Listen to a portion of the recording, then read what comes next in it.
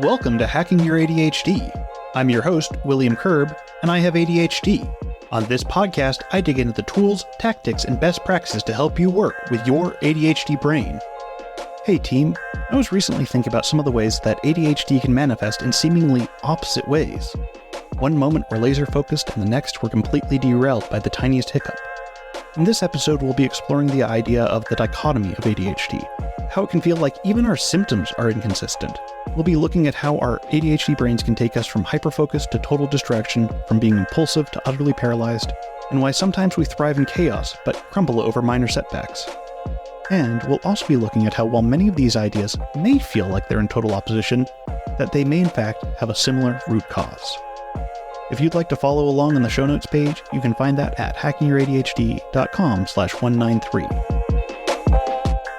I like to start my day with AG1 so that I can make my decision-making process as easy as possible.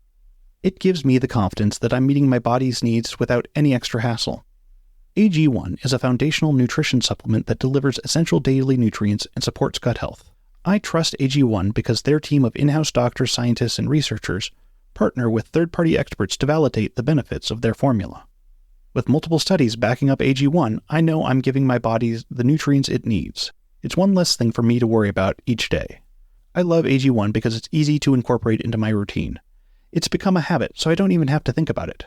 It feels good to know I'm taking care of my body, and a recent study showed that AG1 doubled the healthy bacteria in the gut, including 2 species known for supporting gut and overall health. If there's one product I trust to support my whole body health, it's AG1, and that's why I've partnered with them for so long. It's easy and satisfying to start your journey with AG1. Try AG1 and get a free 1-year supply of vitamin D3, K2, and 5 free AG1 travel packs with your first purchase at drinkag1.com/ADHD. That's drinkag1.com/ADHD. Check it out. All right, keep on listening as we explore these dichotomies of ADHD. One of the clearest examples of the dichotomies that exist within ADHD is our variable ability to focus. The contrast between hyperfocus and the inability to focus highlights this. Hyperfocus is a state in which we become so engrossed in a task that we lose track of time and our surroundings. While it can be incredibly productive, leading to deep dives into projects or hobbies that result in high-quality work, it can also deplete our mental reserves. On the other hand, there is our inability to focus, where maintaining attention on even the simplest tasks feels impossible. Distractions are constant and the mind seems to wander off on its own, making it difficult to complete tasks or follow through on responsibilities. Of course, this dichotomy isn't quite as extreme as it feels because if we look at both of these extremes, of being too focused on a thing and being unable to focus on something, we can see that really this is just a single issue of regulating our focus. While hyperfocus is often seen as an ADHD superpower, it can come with a host of downsides, the most clear being that we don't always get to choose what we're hyperfocused on. Sure, it's great when we're deeply engaged in work that we want to be doing, but what about when we're late meeting up with someone because we are too busy reorganizing our spice cabinet? And even though this dichotomy stems from the same inability to regulate our attention, vastly different strategies are needed to manage each outcome. When we're entering a hyperfocus state, it's essential that we set up external reminders or timers to help us take breaks. On the flip side, when we struggle to focus, we can try using technique like the Pomodoro method, where we work in short bursts with breaks in between or eliminate distractions as much as possible to create a more conductive environment for focus. Similarly to this idea, we have the tension between impulsivity and task paralysis. On one hand, impulsivity drives us to act quickly, often without thinking. Leads us to jumping from one task to another, starting a new project before we finishing the old ones. It's that urge to do something, anything, just to keep moving. On the flip side, there's task paralysis, where the sheer number of options or the overwhelming nature of a task causes us to freeze up. We might sit at our desks, staring at a to-do list, unable to even begin because the tasks just feel insurmountable. It's a frustrating cycle. The more we feel like we should be doing, the harder it becomes to do anything at all. And looking at this, I wonder if once again we might have a similar origin point to what's going on. What I see going on here is that in both cases, we're not doing the things that we want to be doing. One is from doing too much action, and the other is through inaction. Now, I don't want to say this is the case for all of this, but I wonder if there is some aspect of not knowing where to get started with something that can drive both of these behaviors. I know that when I don't have a clear starting point, I can develop that paralysis where I don't know what to do. But also here, I feel like there's an issue of prioritization where my brain shuts down because, again, I just don't know where to start. And this applies to that impulsivity side as well. Instead of shutting down, my brain is just doing something, anything, but with no clear direction of what it should be doing. It's trying to do all the things because it doesn't know what it should be prioritizing. Fortunately, we can work on this pretty well by breaking down tasks into the tiniest possible steps and then setting small, manageable goals so that we can work on figuring out what exactly we want to be working on. I know my impulsivity is drastically reduced when I know what I'm supposed to be doing and where to start, and the same goes for my task paralysis. Now onto one of the more significant dichotomies in ADHD, which is the tension between the need for structure and the need for spontaneity. I often talk about how the power of embracing routines and how they can offer a sense of control over the whirlwind of our daily activities. The structure that they can provide can add a sense of stability and predictability. It can help with task organization, managing time, and reducing the chaos that can often be accompanied by our ADHD symptoms. But of course, structure can also feel stifling. My brain often craves novelty and spontaneity, the excitement of the unknown, the thrill of diving into something new without a plan.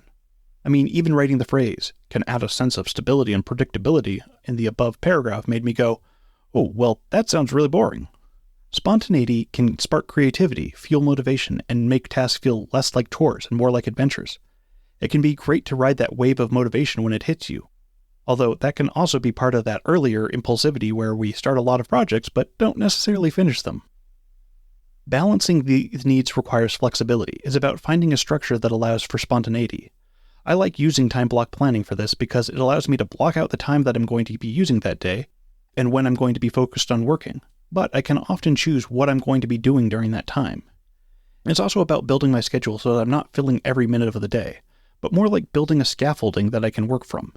It can give me a sense of what my day might look like without being overly prescriptive. The goal is to create a framework that provides stability but doesn't completely eliminate the freedom to explore and adapt as you go. Moving on, we have another particularly challenging and somewhat frustrating dichotomy in the way we react to extreme situations versus minor inconveniences. For many people in the ADHD community, they talk about how in extreme situations, like a disaster, they find that they're able to thrive. The heightened stakes seems to bring out the best in them, activating their focus and problem-solving abilities.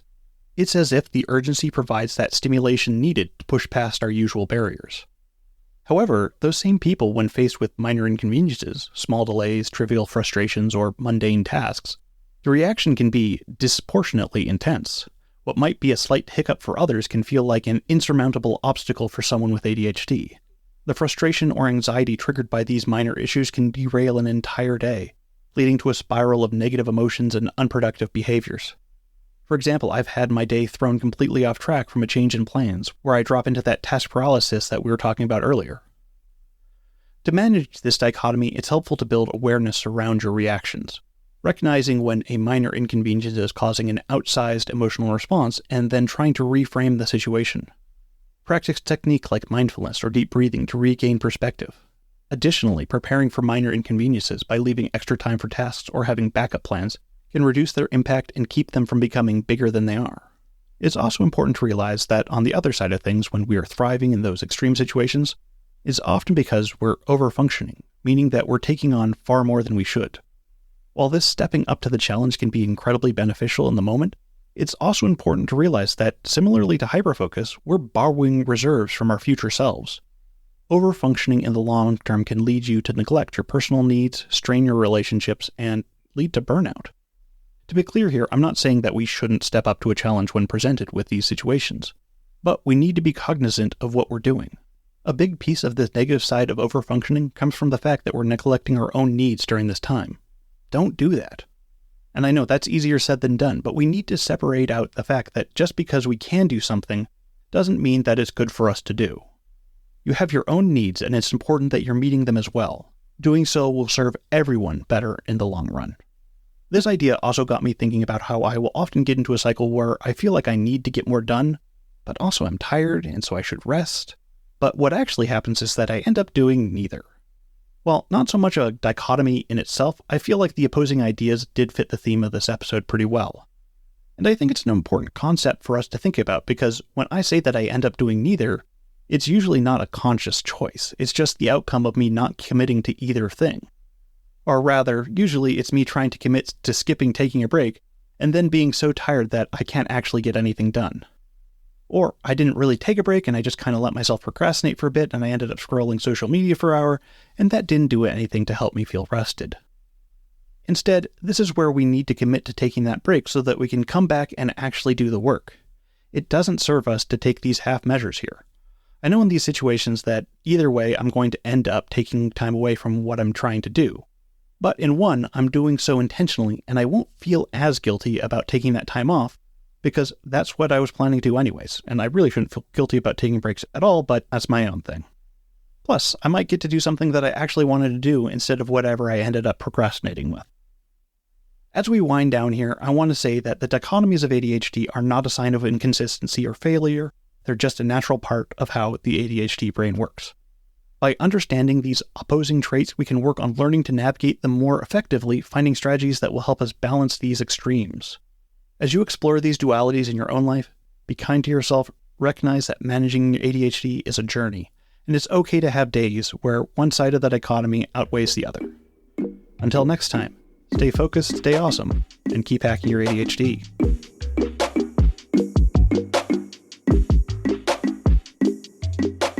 Thanks for sticking with me all the way to the end.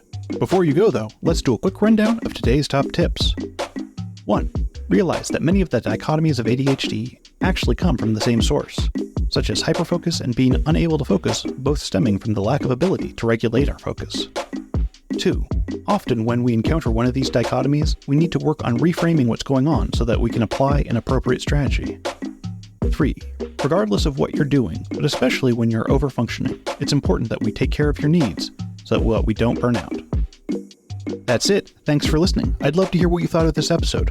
Feel free to connect with me over at hackingYourADHD.com/contact. If you'd like links or to read this episode's transcript, you can go to the show notes page at hackingYourADHD.com/193. And now for your moment of dad. I have to say it, but it's too bad garden fences get overlooked so much.